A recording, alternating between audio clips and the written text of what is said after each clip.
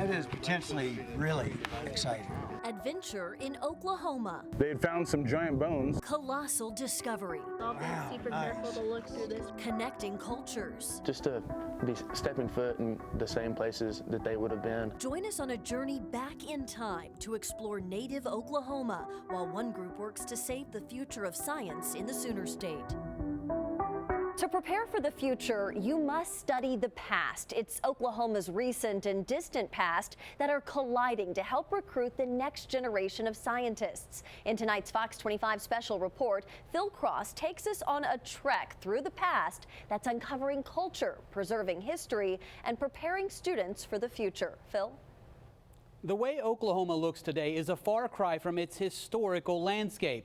And so we're taking a journey into the state's past and digging up details on how one group is working to make a better future for Oklahoma. As the skies clear over the Black Mesa, students begin digging into history. Looks like a crop tooth. This prehistoric paradise is an Oklahoma classroom. We have a pretty good array, a pretty good diversity of dinosaurs here in Oklahoma. Dinosaurs may be the state's best kept secret, and helping piece together these prehistoric puzzles, a special group of students. To me, the light bulb moment for the Native Explorers program for our participants is discovery. Dr. Kent Smith is the man behind the Native Explorers program. He is the Associate Dean in the Office for the Advancement of American Indians in Medicine and Science at the OSU Health Sciences Center in Tulsa. In my opinion, there are too few Native Americans in the STEM fields and in the healthcare careers. But how can digging up dinosaurs help that cause? The man with that answer is also helping lead the dig. Bone zone is right down along in here. And Dr. Rich Safelli is the curator of vertebrate paleontology at the Sam Noble Museum. dinosaurs, they're compelling. Everybody's interested in them. So they are, in a sense, like a teaser, right? So we can lure people in with this attractive fishing lure, and so they're interested in dinosaurs. And before they know it, they've learned scientific names. Dr. Safelli says as students begin learning scientific names, it can lead to learning about anatomy. It's enormously gratifying to work with students and see their eyes light up as they get to experience this stuff directly, to see them learn. But this team of students and scientists is doing something no other group of Native explorers have done before. And before the science lesson comes the history lesson. We found this little pin at the corner of the quarry, and this is 76 years old. They put it in there to mark where they were going to measure from and set up a grid system so they could record the positions of the bones. The Black Mesa, at the very tip of the Oklahoma Panhandle, was one of the first dinosaur quarries ever excavated in Oklahoma. It was first explored by J. Willis Stovall with funding from the Works Progress Administration. Work stopped and the quarry was closed as the country prepared to enter World War II. This is really pretty exciting to come back to this place that they abandoned as we entered World War II, and to come back here, open it up, and just be able to start finding bones all over again. It's really exciting. The historical significance of this dig is lost on no one at the peak of Oklahoma's highest elevation.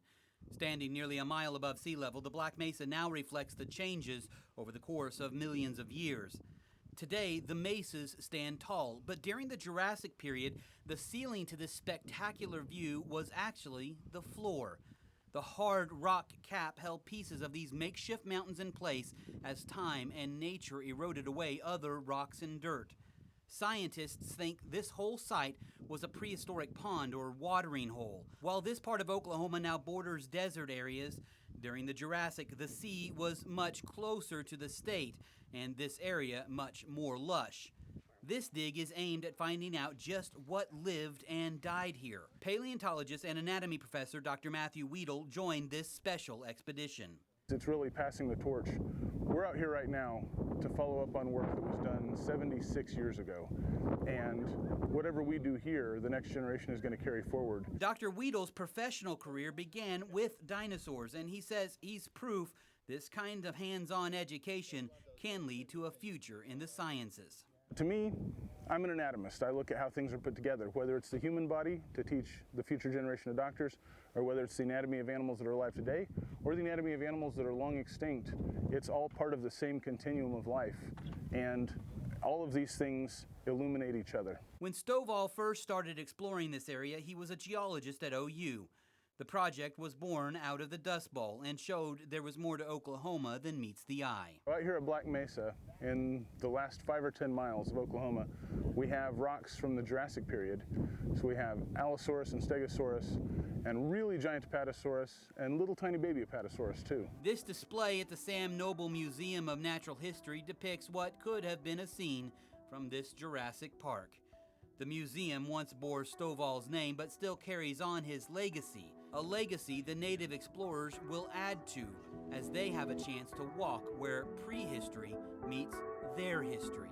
It's just crazy that you can still see that it's still there. What amazing finds are still lurking in these Oklahoma hills? Just to be stepping foot in the same places that they would have been. How the Mesa's secrets are connecting native students to the first Oklahomans that followed the dinosaurs' reign over the Sooner State, when this Fox 25 special report continues.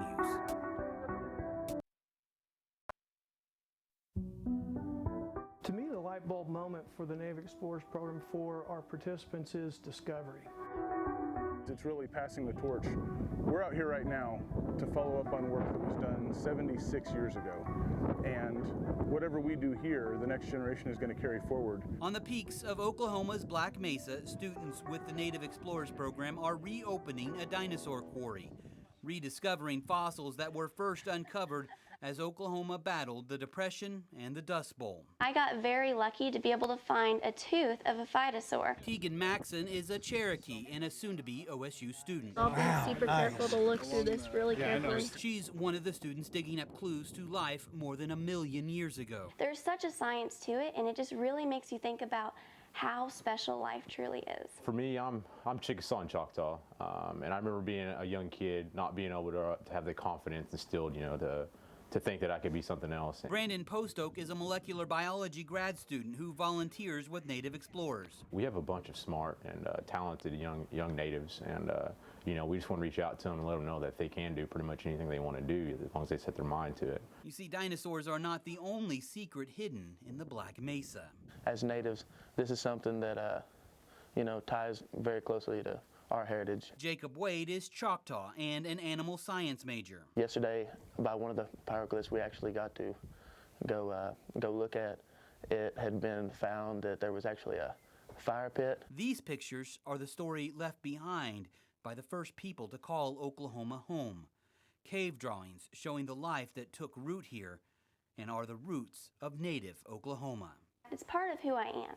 And so learning more about that just kind of lets me know a little bit more of who my ancestors were and kind of what their culture was like, and to make me feel a little bit more related to them. I think I'll be able to relate better to the kids whenever I'm teaching it. Jaylee Bain is Cherokee and is going into her senior year majoring in early childhood education. I was really looking forward to actually being out in the field instead of taking a science class where you just sit in the classroom and, look through textbook and get to see pictures. I've actually got to have a hands-on experience. I think it's very important. There's very low percentage of Native Americans that actually graduate either high school or pursue a higher education. And out of that small percentage, is even smaller percentage that pursue an education in STEM fields. Cody Miller is also Cherokee and has worked closely with Native Explorers.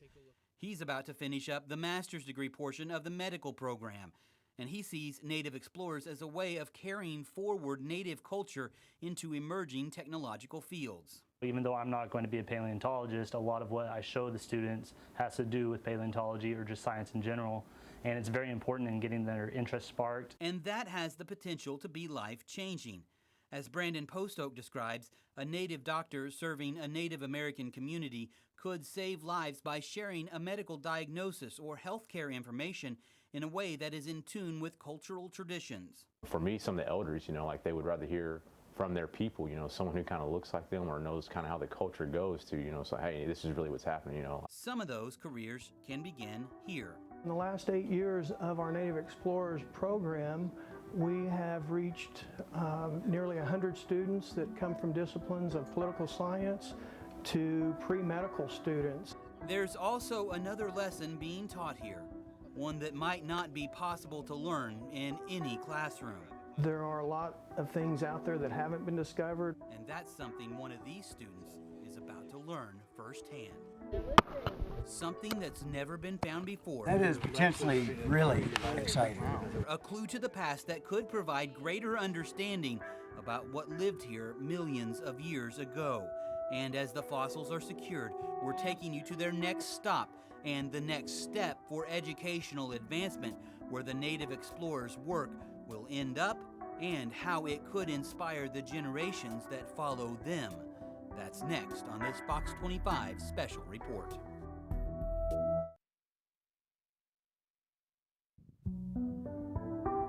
That is potentially really exciting.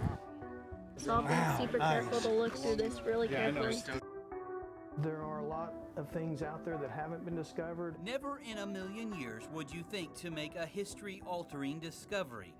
But as Tegan Maxon is learning, add a few more million years and you might just uncover something special. We have a curved root of a tooth. So that usually is indicative of a mammal. And if that's what it is, this would be the first mammal from this quarry. While most of the discoveries here have been reptiles, the curved root of this tooth is a sign an early mammal was here. More work will be needed to identify exactly what species it was, but it points to proof this was a gathering site for a variety of Jurassic period animals. I tell people it's like Christmas Eve right before you go out on an expedition. Dr. Smith says Tegan's discovery is exactly what hooks students. To find a fossil that no one has ever seen before and could be a new fossil for science is just discovery. It's very fascinating. It's addicting. If these students needed any further proof of the addicting nature of exploration and discovery, they've got a good teacher on site. Dr. Weedle was a student volunteer when his research resulted in the identification of a new dinosaur. They had found some giant bones from southeast Oklahoma that needed to be identified, and we didn't know what it would be, but we didn't think that it was going to be a really big, exciting project, just something I could do for a semester. We'd sort of figure out roughly what kind of dinosaur it was and call it good. Dr. Cifelli was on the dig that discovered the bones, but no one knew exactly what they were. Weedle would do the work that would show this was no regular Apatosaurus like the long-necked giant on display at the Sam Noble Museum. Rather, it was a new species of sauropod. This one was even bigger. And with Weedle's work came the reward, a chance to name a dinosaur and make his own mark in the history books. Sauroposeidon means lizard earthquake god.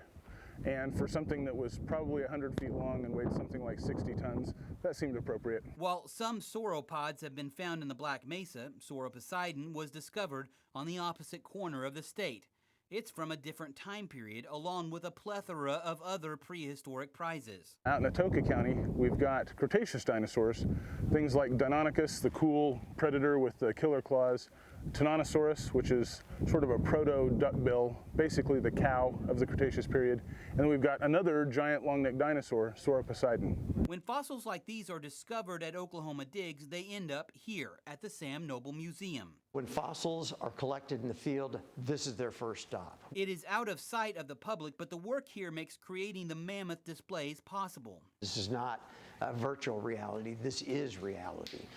So they get to work directly with us. Dr. Cifelli oversees this work. The fossils arrive in a field jacket made of plaster.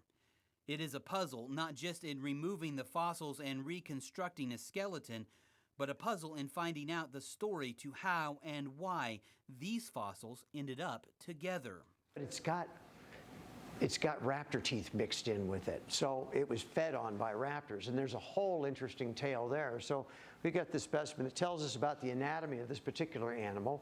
It also tells us about behavior of its presumed predator. This part of the museum is staffed by volunteers, people with a passion for prehistory and the patience to carefully chip away the cement-like soils and sediments that long ago encrusted each piece of the fossil. There's also a position that works on lifelike replicas, casting fragile parts into models that have the look and feel of the real thing, but allow for hands-on exploration. It's enormously gratifying to work with with students and see their eyes light up as they get to experience this stuff directly, to see them learn, to see them starting little projects of their own. Just across the hall is the bone room, where the original specimens live. Some displays are rotated into the museum, others are here for tours. The first dinosaur bone that was ever discovered in Oklahoma is on display here as well. It's the one that led to Stovall making the trek from Norman to far northwest Oklahoma. The panhandle dinosaurs are the typical Morrison Formation Jurassic. Think the apatosaurs or brontosauruses. There's lots of sauropods, long-necked dinosaurs. Also a very large allosaur-like thing that we call Saurophaganax. Those discoveries stopped as the nation prepared to enter a new world war.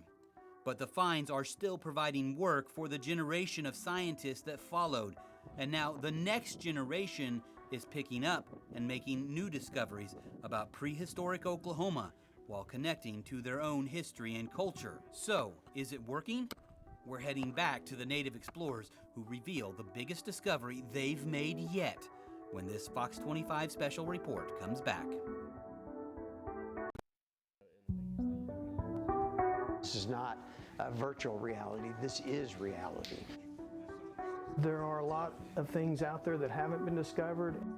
Whatever we do here, the next generation is going to carry forward. The exploration of the Stovall Quarry has been eye-opening. It proved this was once an ancient watering hole. It looks like a croc tooth. Yay! Yeah, one where Jurassic crocodiles lived laying in wait for their next prey. An ecosystem that included other reptiles as well. And he actually identified it as a turtle's shell. It's a piece of a turtle shell dating back to, I think, in between 150 million years to 155 million years. This has truly been a journey into the past. First, the history of the quarry, then the history of Native Americans, and the history of prehistoric life. The program has peeled back the layers just like the layers of the mesa, each one revealing something buried just beneath the surface. If there's one thing I didn't realize, it was everything else around us is just as intricate. God made the human anatomy where everything works in a specific way, in a specific function.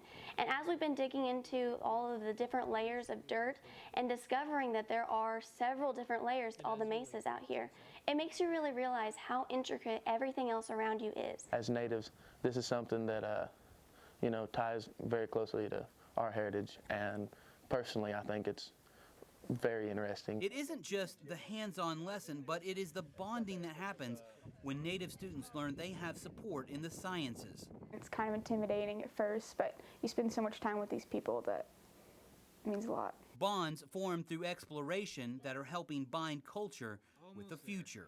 It's always a good feeling to give back to the people who helped you when you first started, you know. Nationwide, we have a shortage. We're going to need more scientists, more engineers to carry us into the future, and Native Americans should absolutely be part of that. They should be a big part of that, and to be able to be a little part of that myself is tremendously rewarding. Lost on no one involved in the project is the fact this immersion program comes at a time education in Oklahoma is facing cuts, and the ability to do hands-on learning is becoming a fossil itself.